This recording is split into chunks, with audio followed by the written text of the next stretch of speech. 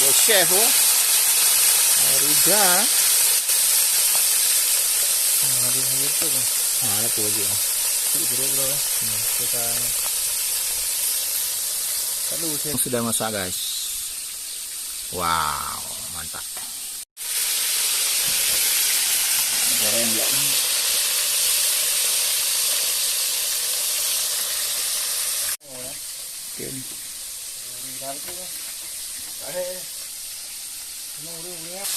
Oke kawan-kawan, kita masak lagi hari ini.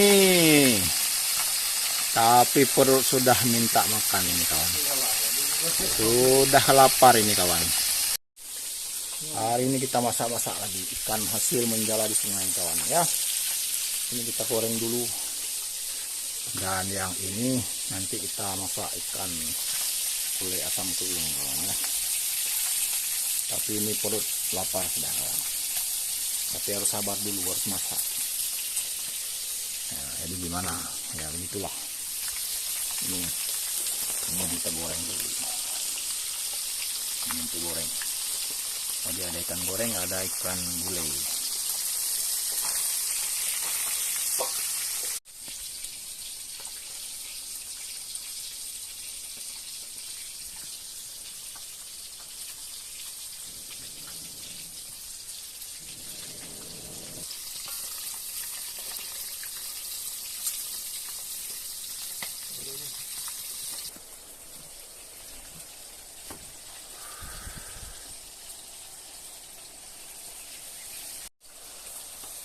Inilah kawan ya, suasana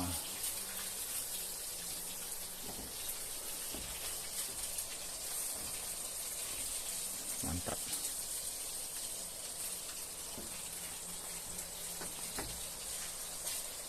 Guys, kuah asam keung lagi kawan. Ini sudah mendidih. Sebentar lagi kita makan kawan ya. Lapar kawan. Oke kawan-kawan. Kita ngapa? Ngapa yang balik oleh kok? Habis hidup lu udah. Ini kawan, mantap. Ngantung.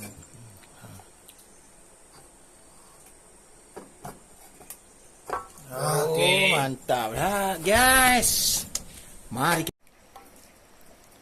Oke kawan-kawan, kita makan dulu. Sewaktunya kita makan kawan. Sudah jam 2:30. Waktunya makan. Kurling. Mantap. Ikan gulai, ini ikan goreng, ini nasinya kawan.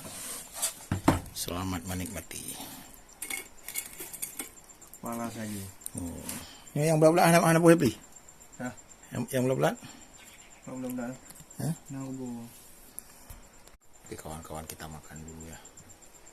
Kadi apa tinggal boleh. Oke.